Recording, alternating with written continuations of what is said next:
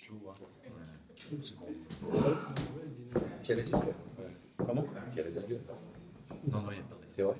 Non, c'est le gras de l'autolyse. Moi, je Par contre, moi, ça me fait. Ah ouais. Ah ouais. L'acidité est magnifique.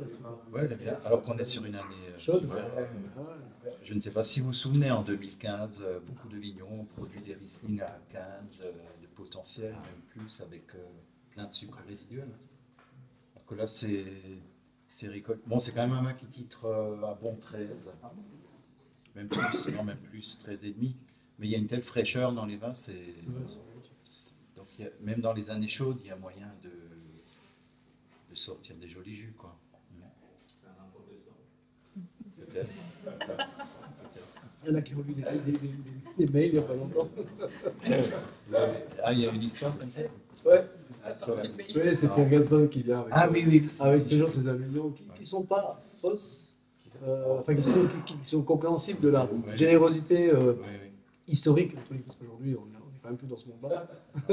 Mais oui, oui, les maturités, l'abondance, la gourmandise, c'est quelque chose qui est peut-être, je sais pas, hein, plus historiquement catholique et le côté un peu plus réservé, austère, sur la retenue, comme ça, historiquement protestant, quoi. Voilà. Ostentatoire pour les catholiques. Oui, et côté ostentatoire, ouais. Ostentatoire. Ouais, côté, C'est un 16 ou 15? C'est un 15. c'est magnifique. Là, je peux vous rendre attentif sur un goût, enfin sur l'autolyse du vin, puisque c'est un vin qui est resté au contact pendant 3 ans sur la lie, en fait, sur sa levure. C'est un pressurage direct.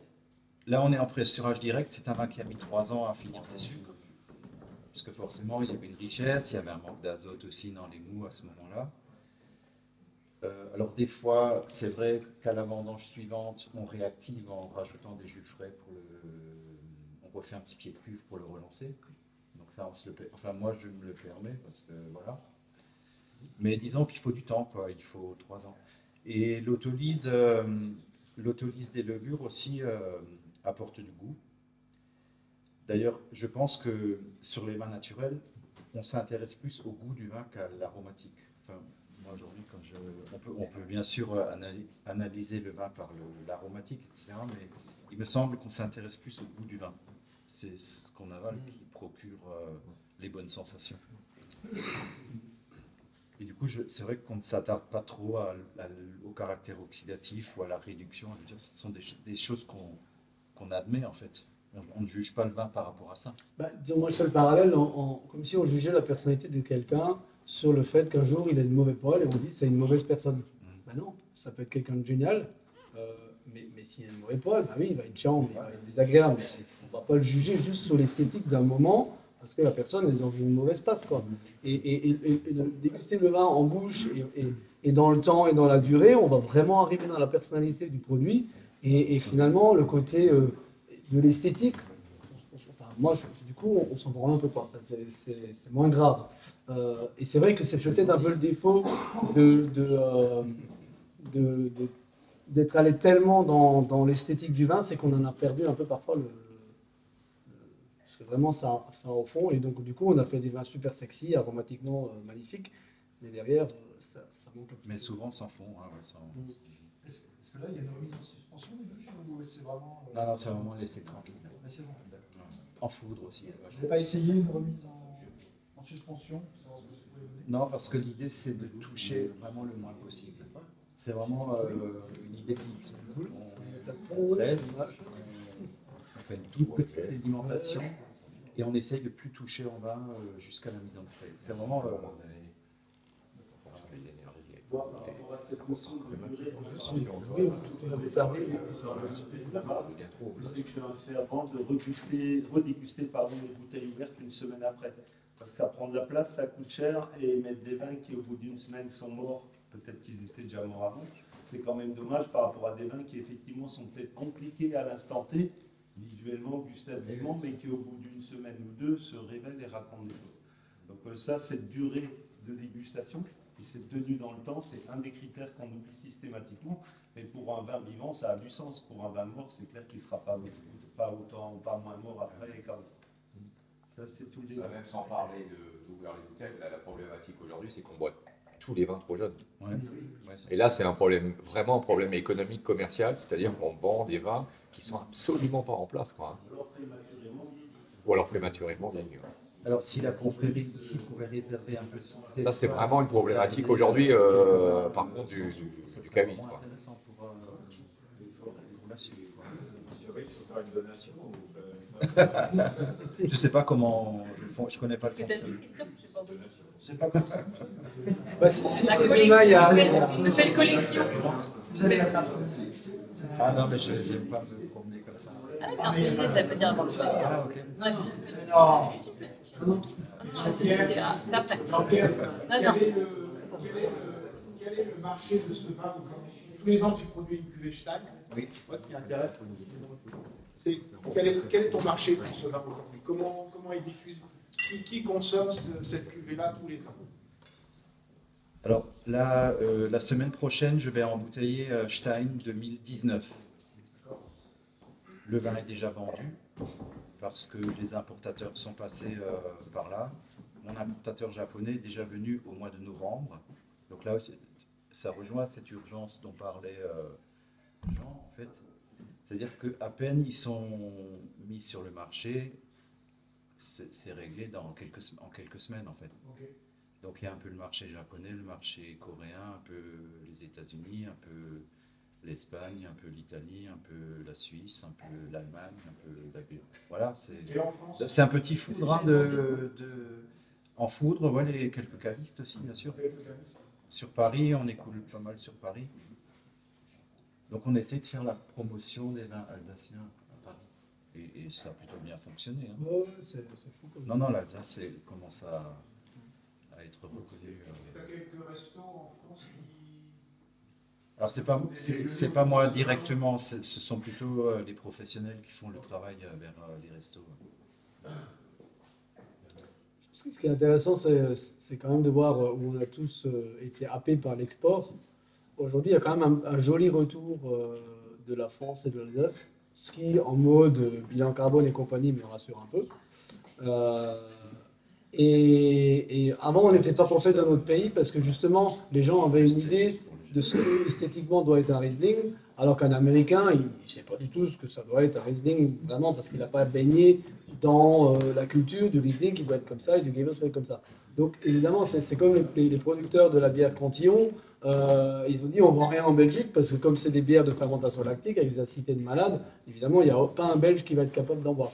Donc ça, c'est sûr que c'est là où on s'est heurté en termes de marché, parce que nos vins étaient tellement différents que culturellement, le gars qui a toujours vu le vin tel qu'on lui a appris, il ne comprenait pas. Aujourd'hui, il y a vraiment un vrai retour. Aujourd'hui, les belles tables viennent vers nous, il y a des cavistes qui fonctionnent de mieux en mieux, et il y a des particuliers, à chaque fois on se fait avoir.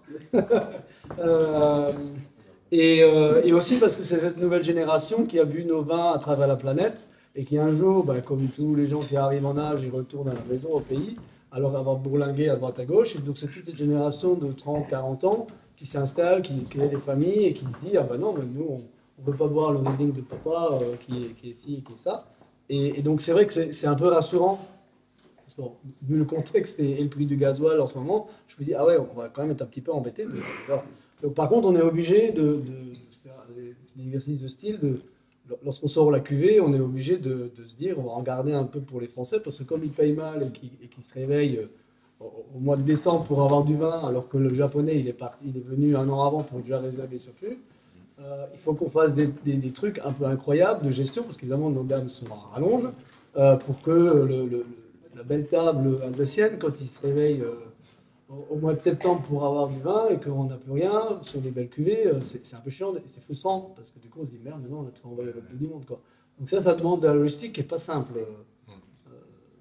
Tableau Excel à rallonge, enfin c'est compliqué. C'est pas plus simple que d'avoir beaucoup de vin à vendre parce que du coup ça demande aussi. Alors c'est des problèmes de riches, vous allez dire, c'est des bons problèmes, mais c'est quand même un peu chiant. Donc ce serait cool un jour que cette habitude arrive aussi, que les Français prennent le temps de réserver, de faire ce travail. Là, on a de temps en temps des retours, pas toujours des plus agréables, quoi. J'avoue que des fois, enfin pas des plus agréables où il faut faire un travail d'explication. Quand on nous dit des fois, ouais, je vais au domaine et on me dit, il n'y a pas de vin, il faut aller chez le caviste. Localement, les Alsaciens ont beaucoup de mal à comprendre ça. Non, parce que toi, tu vas faire des réservations ou tu Ouais, vas... non, mais on sait qu'on va te garder du vin, ouais, mais, non, mais et après, localement, on a plus non, mais les que nos consommateurs locaux, quand ils vont au domaine, ils trouvent à peu près normal, ou parce que c'est historique, pouvoir acheter du vin chez le vigneron. Ça, des fois, on nous dit, ouais, bon, moi j'étais là, et puis on m'a dit, faut aller chez le caviste pour acheter du vin. Je trouve ça. Alors, ça, ils ont un peu, des fois, un peu du mal à comprendre. Mais la nouvelle génération, voilà, une fois de plus, c'est moins un souci, parce que c'est historique. Ce que je trouve très très intéressant à l'heure actuelle en Alsace, parce qu'on est quand même, voilà, on parle de ce qui se passe ici. Je trouve qu'il y a une génération de jeunes chefs et de jeunes restaurateurs qui sont extraordinaires, Ouais, ça, c'est- vraiment extraordinaires. Moi, je suis, voilà, moi, je me dis, à l'époque, quand j'ai démarré, je me suis tourné vers des copains qui étaient restaurateurs, chefs de cuisine, que j'apprécie beaucoup pour leur cuisine, mais c'était impossible de leur vendre du vin. Ou alors, ils goûtaient une fois, ils disaient, ouais, ton truc. Ah, c'est trop compliqué, j'ai pas le personnel, j'ai pas, on peut, bon bref, ça marchait pas. Et aujourd'hui, c'est les jeunes restaurateurs, des jeunes chefs qui ont un peu bourlingué, qui ont traîné dans des bars à vin à Paris ou ailleurs, etc. Et qui viennent finalement vers moi en me disant, tiens, j'ai goûté un truc, est-ce que tu en as, est-ce qu'il y a moyen d'en avoir et tout. Je trouve ça, avec une évidence et une facilité, je trouve ça assez extraordinaire. Et qui font un vrai travail sur le vin, quoi, pour le coup. Très curieux et je trouve que là, c'est vraiment très intéressant. Et je trouve qu'à Strasbourg ou dans la région, on commence vraiment à être bien fourni, quoi. Ouais, Ça, ouais, je c'est trouve chouette. ça très très chouette, quoi. Ça, c'est cool. Est-ce que le vin qu'on dégoutte pourrait être une macération de Pinot Gris? Vous goûtez plutôt bien. Comment? Vous goûtez plutôt bien. De la chance. Oh, et aussi, peut-être. D'autres avis sur le vin à part le... Mais en fait, j'avais un doute sur la macération. Je ne trouve pas très tannique. Enfin, si, il y a le côté vin de macération, mais le côté tanin est assez souple, assez doux. On pouvait penser que c'était pas ça, du coup, qui met en doute. Bon, le palais s'habitue aussi on est Ouais, en train dessus. de le formater sur les goûts un peu. C'est un côté un peu épicé comme ça. On aurait pu penser à du Pinot Noir, mais pour autant la couleur est quand même très claire pour un Pinot Noir. Je vais parler de macération de Pinot Gris, mais plutôt intéressant. Là, les fumées travaillent un peu le cépage. Ouais. Même si le nez est quand même très. Par contre, j'ai un nez sur les guillottes, la pasteurisation. Ouais. Qui fait penser plutôt au pinot noir, quoi. La guillotte, pas la Ça salle. fait penser au pinot. Hein. Ouais. Alors,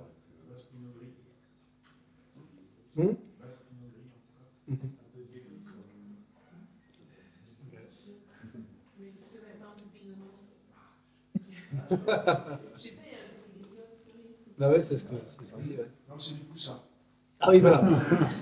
Ça porte. Alors, souvent, quand je présente aux clients, je dis nous, on est aussi dans notre pulsar. Et parce qu'ils nous emmerdent un peu les Jurassiens quand même avec leur pulsar. Un début d'évolution aussi, on est quand même sur un vin qui n'est pas tout jeune. Ouais, ouais. Petite- Moi, je un peu- sens un peu de la vol qui m'embête un peu parce que j'ai un peu le jus de cornichon Ah ouais. qui me fait un petit peu chier au nez, même en bouche. En même temps, ça lui donne un peu d'acidité. J'ai des petites fleurs roses, un truc qui commence un peu des petites choses un peu fanées qui commencent à apparaître. Ouais, ouais. Ce qui fait penser à un vin qui a quand même déjà un petit peu C'est vrai qu'il fait. Il fait ça il y a- c'est pas que le côté. On sent qu'il commence à s'apaiser. Je trouve, C'est il quoi commence à les proportions de cépage? Alors là, c'est Interberg Pinot, donc c'est tous les Pinots. Donc il y a un tiers de la surface qui est du Pinot Noir, les 2 tiers c'est une sélection de Pinot de Jean-Michel, d'Aïs, donc avec beaucoup de Pinot Gris, Beurreau, Chardot, Auxerrois, Pinot Blanc, enfin toute la smala, quoi. Voilà. Et la parcelle est en 2 parties. Et la partie plein sud, parce qu'on est au fond de la vallée de Katzenthal, donc on a le Grand Cru Vinet-Klosberg, et j'ai des vignes au fond, qui n'est plus classé Grand Cru, parce que la vallée se refermant à 4 heures, il n'y a plus de soleil, donc c'est plus dans les critères de l'époque du Grand Cru. Et du coup, c'est des terroirs qui sont quand même froids et moins solaires, donc le Pinot s'y prête très bien. Donc la partie plein sud, j'ai mis du Pinot Gris en se disant, si c'est super mûr, on trouvera toujours à l'époque, quand j'ai planté en 2002, à faire un Pinot Gris un peu sucré sur maturité botonisé. Et par contre, après, ça va vraiment dans le trou, proche de la forêt, où il y a presque plus de soleil parce qu'on est côté ouest. Et je me suis dit, là, les Pinots Noirs vont être bien parce que du coup, au moins, ils vont pas être en sous-maturité. Donc, je les ai vinifiés à part pendant longtemps. Évidemment, ça m'a cassé les pieds. J'ai dit, hop, on met tout ensemble et ça fera ce que ça fera. Donc voilà, et pour moi, le Pinot Gris, c'est notre cépage rouge de malade, comme le Grenache Gris.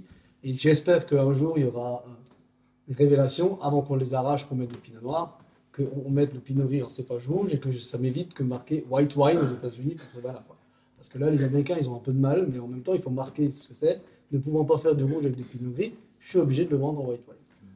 Donc c'est rigolo, mais voilà. Mais après ça, c'est un problème réglementaire, mais pour moi, ça pourrait être décidé dans l'année.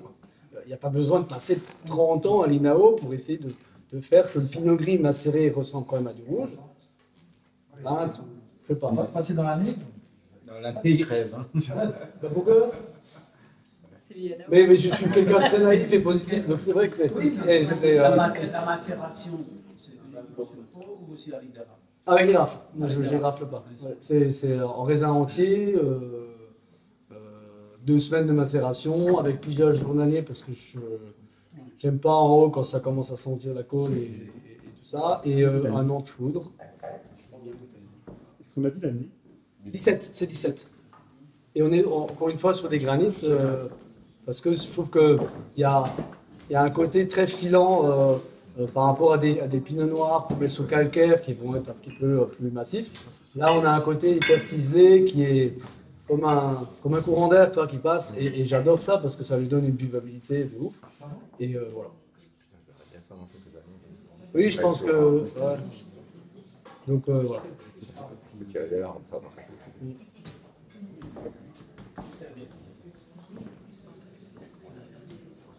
Je pense que pour les choix personnels, les choix de maturité que tu cherches, Oui, c'est personnellement, ça me correspond plus toi Que sur les blancs. que sur les blancs des fois. il y a soit Oui. Moi, je veux faire Oui, c'est vrai que parfois j'y allais un peu trop loin. J'étais éduqué par mon père, des surmaturités des années 80, parce qu'il y avait beaucoup de monde dans les vignes, donc du coup on laissait pourrir. Et c'est vrai que parfois, tu fais les blancs, je suis allé trop loin.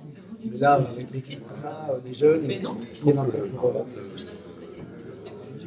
le souhait, le fait d'être par exemple, moi je trouve que c'est ça qui redonne. Alors sur les blancs, c'est ça. Et en plus sur les sucres. J'ai toujours trouvé que tu Oui, les liquoreux. fais des sucres. Je voulais emmener un liquoreux sans fond, les suicider, on va les faire.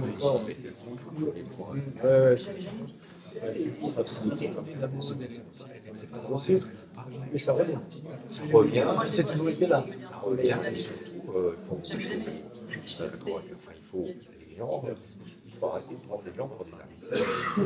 C'est pas parce qu'ils n'ont pas de conjoncture, soi-disant, motivés. Enfin, c'est pas la spontanéité du goût quand ils te disent moi j'aime pas le sucre. Mais là, il y a un truc, ils savent pas quoi. Mais le fait de dire ça, j'arrive à en boire, et hop, c'est que c'est juste. C'est que ça marche.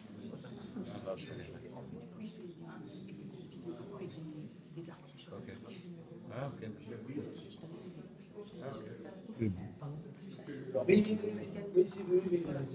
c'est à changer. Ouais. On sera là. Oui, il fait des bonnes On sera là. Alors c'est marrant parce que à l'école d'artisan, j'ai eu et ça a eu l'effet inverse. Tout le monde dit putain, il y a tout 20, on a joué. C'est impressionnant. Donc c'est pour ça l'histoire de la starification. Alors parfois je me dis, il faut être locomotive, machin, donc oui. En même temps, j'ai un style.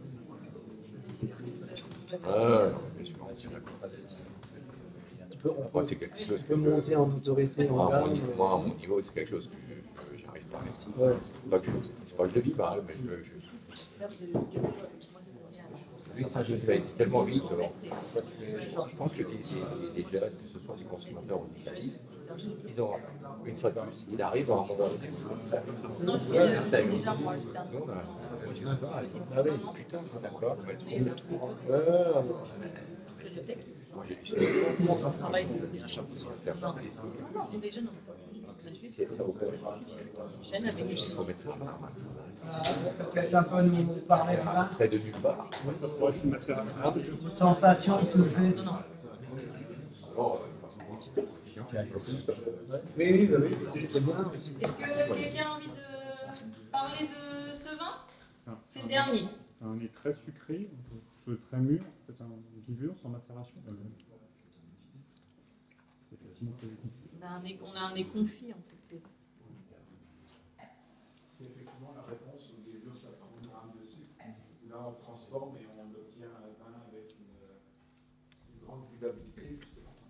Et c'est ça c'est à toi, Jean? Oui, ça c'est chez moi. Et en plus, je pense que une belle matière de base qui rend le vin. Oui, mais ce sont des Gewürz récoltés plutôt en début de vendange. C'est en 2013. Plutôt en débutant. C'est plutôt en début de vendange, parce que chez nous, sur les argilo-calcaires, si on se loupe d'une semaine, on monte très très vite en degrés. Le Gewürz botrytise aussi quand même assez facilement. Donc,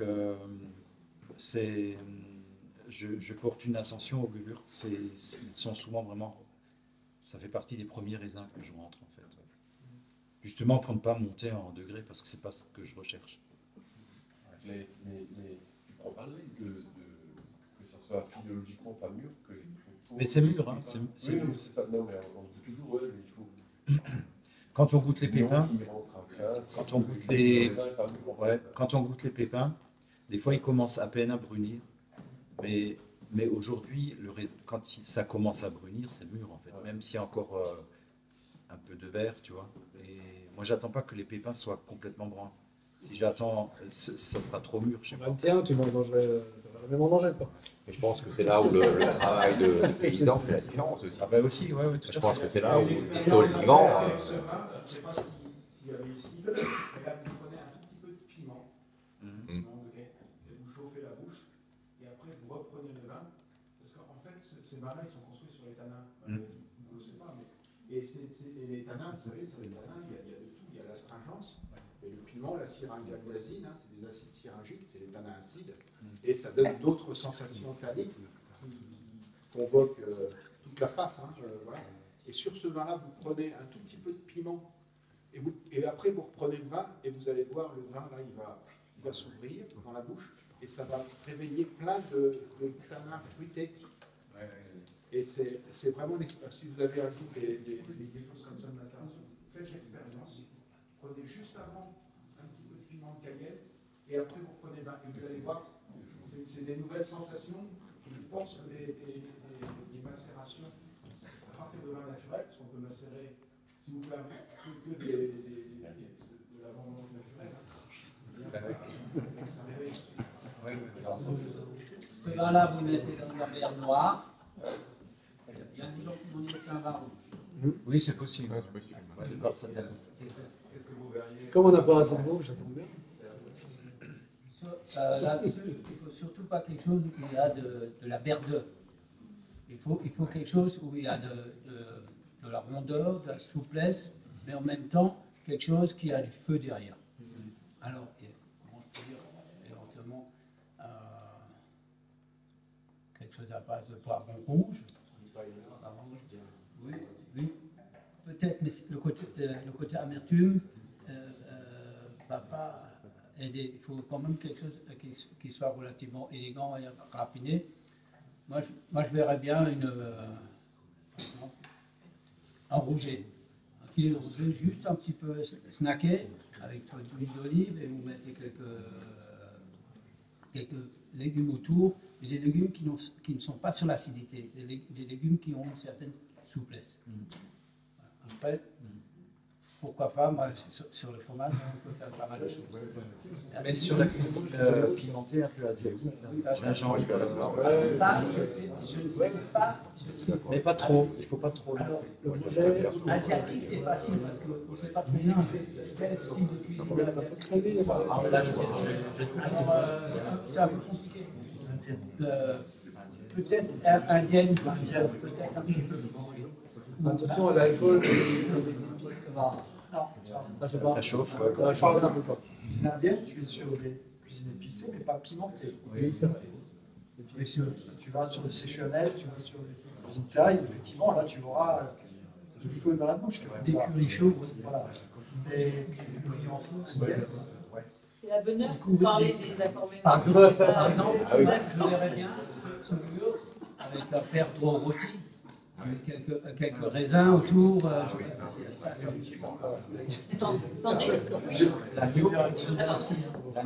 Attendez, on a une question. Attends, Jean. C'est plutôt un ressenti. Bon, je ne suis pas une dégustatrice avertie, mais c'est vrai que moi, j'ai pas tellement. En fait, disons que j'ai des arômes qui pourraient me faire penser à un Gewürztraminer, mais qui me sont vraiment étrangers en fait en même temps. J'ai plutôt que le confit, moi j'ai plutôt des fleurs, mais un peu sulfureuses, un peu comme la jacinthe, un chèvrefeuille mais à son heure. Du jasmin à son heure. Et je voulais aussi saluer, donc moi c'est plutôt sur des fleurs comme ça, très parfumées, mais pas du tout dans le végétal, mais vraiment dans le fruité, des fleurs un peu fruitées comme ça. Et je voulais aussi saluer la robe que je trouve magnifique. Et il y a un accord entre un arôme, pour moi, qui est assez frappant, c'est le safran. Il y a un accord entre cet arôme et sa robe que je trouve très élégant. Et le nez est expressif, je trouve juste ce qu'il faut. Il n'est pas trop présent, pas écœurant. Et en même temps, il y a cet arôme de safran qui se retrouve aussi à la vue. Et je trouve ça l'harmonie des deux très très élégant. Merci pour ce joli commentaire. Ouais. Est-ce que vous êtes rendu compte, enfin moi il me semble qu'on avait une grande pureté quand même dans les vins qu'on a apportés ce soir. Enfin moi ça m'a... Ouais. Ça devait être des vins qu'on a. On n'a pas ramené la cuvée qui est partie un peu. Oui, on a. C'est quand même pas. Mais on n'a pas fait exprès de prendre des. Ça aurait pu être intéressant de ramener une cuvée que vous jugez un problème, voir ce que vous jugez comme. Ce sont des dégustations qu'on fait régulièrement, la dégustation des vins ratés. On les fait. C'est vrai. Oui, on les fait. Je vais bien être invité une fois. Okay. Après, est-ce que chez les vignerons qui ont du raisin pas trop mûr ou des vignes qui ont fait trop de rendement ou ce genre de choses, c'est pas des vins dont on est fier. En même temps, on les a dans les entreprises, donc on les vend, quoi. Mais on n'en est pas. Le matin, quand on se lève, c'est pas le truc qu'on a envie de boire parce qu'on sait bien qu'on n'a pas. Voilà. Alors, c'était pas l'idée de faire une dégustation de vins magnifiques. Enfin, moi, je ne suis pas parti là-dessus, quoi. Mais c'est vrai qu'on a aussi des vins qui sont un peu moins géniaux, comme dans toute entreprise et toute structure, quoi. Et c'est pas grave, je veux dire. Non, et puis il y a aujourd'hui un public, d'ailleurs un petit peu extrême aussi dans l'autre sens, c'est-à-dire que moi j'ai des vins à la cave, ils sont jamais assez barrés. Ouais, voilà. Ouais. Et puis, alors, ce qui est aussi intéressant, c'est que plus on avance, moins on a ces vins-là, quoi. Moi, le seul vin où j'ai une souris, c'est des vignes que j'ai reprises il y a 2 ans. Et en 2000, des Riesling qui viennent en première année de reconversion, tu peux être tranquille, ils ont souffert de sécheresse. Et évidemment, ça n'a pas fermenté. Et évidemment, il y a une souris. Donc, je veux dire, c'est normal. Donc, en fait, on se rend compte que quand tu mets la belle cam dans ton fût, c'est pour ça que du coup, je goûte plus mes vins, ça va bien se passer, quoi. Donc du coup, une fois qu'on arrive à un certain stade, moi-même, il y a des clients qui me disent « c'est pas assez barré pour du vin nature ce que tu fais, quoi. Qu'est-ce que tu fais? Tu nous caches des trucs ?» Je dis « non, je suis désolé. Il y a les analyses, il n'y a rien dedans, quoi. » Donc c'est vrai qu'arriver à un certain aboutissement dans le fonctionnement de la vigne, bah, tu te dis « il n'y a plus rien à faire à la cave, quoi. » Donc tu mets ton raisin dans ta cuve, tu reviens 3 ans après, puis tu mets en bouteille. Donc c'est cool parce qu'il n'y a pas de boulot et on peut, pendant ce temps... Il ne fallait pas reprendre la vigne, il fallait la laisser un jeune et finir. Oui, c'est ça. Ouais, non, t'as raison. Mais on va peut-être les simple, il y a un vin d'Alsace AOC sur la table là-bas. Oui, c'est tous. Ah non, il y en a juste un qui n'est pas. Parce que faire du grand cru en bouteille pétillante, mais sinon le reste, oui, c'est AOC. On a quand même goûté des beaux vins et c'est dommage que ce soit pas des vins d'Alsace. Oui. Disons, ce serait dommage que dans un matin, s'il m'énerve vraiment, je leur dis écoutez les gars, ciao, je sors tout. Et je mets tout en bouteille bourguignonne. Parce que c'est ce qui va se passer assez vite, je pense. Ça va. Allez, la colère.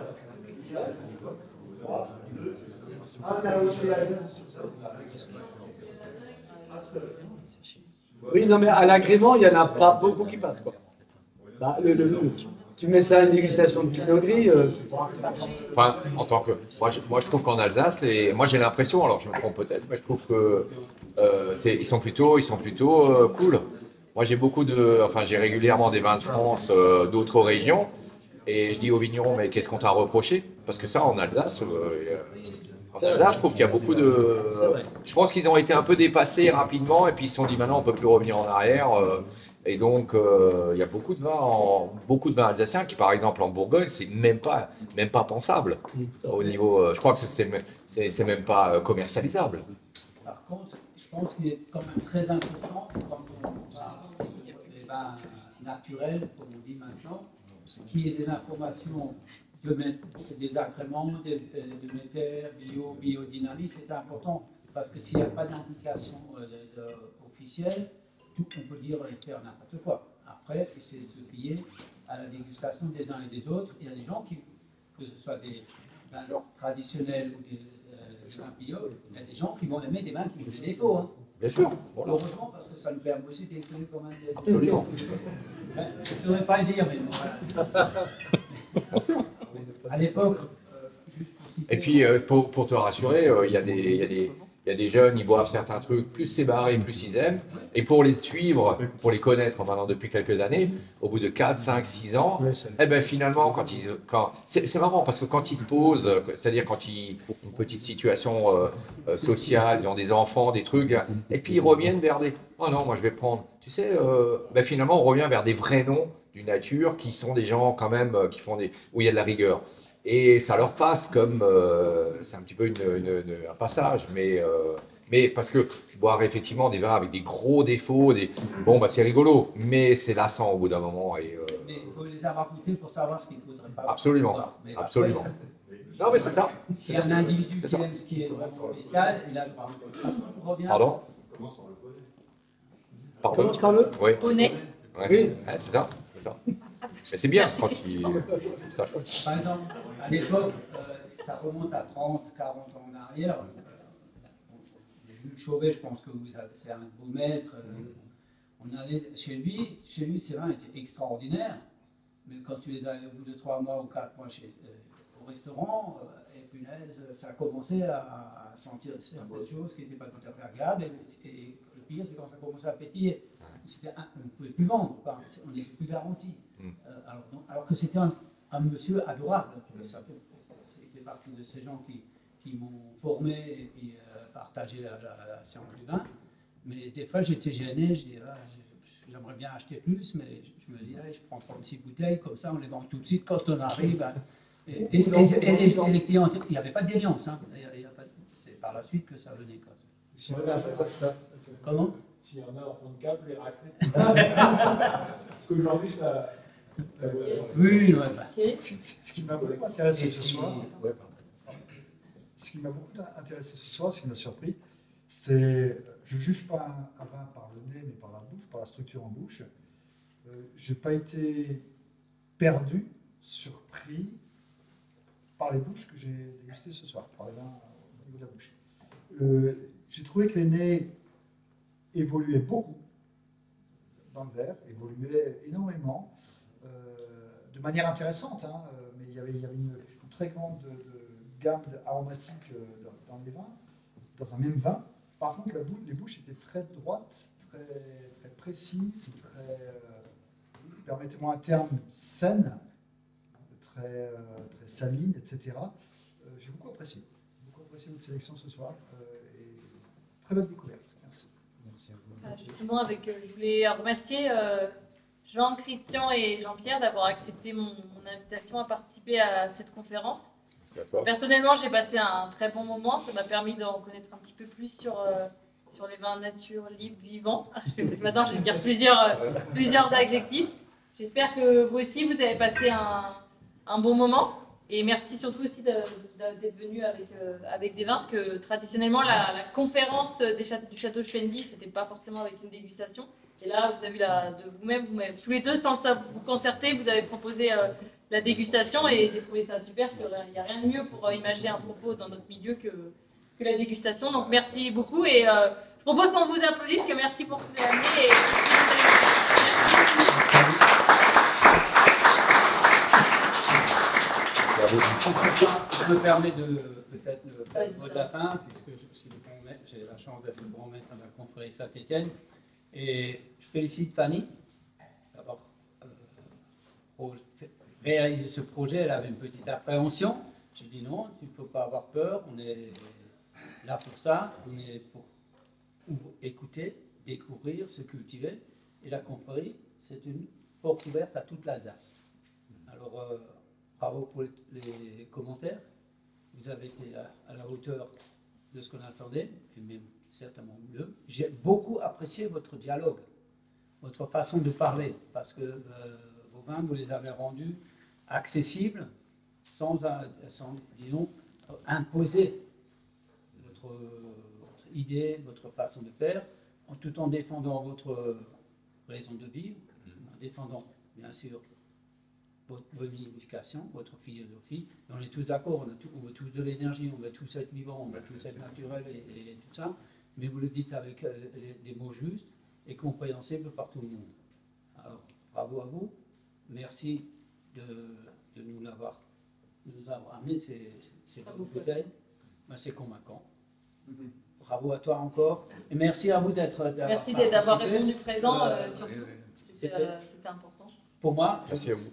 C'était aussi un apprentissage, je l'avoue, franchement, et je suis heureux, je retournerai chez moi à la maison, et je verrai mes collègues, et je pourrai leur passer des messages qui sont plutôt positifs que négatifs. Merci à vous. Merci. Merci beaucoup. Bravo.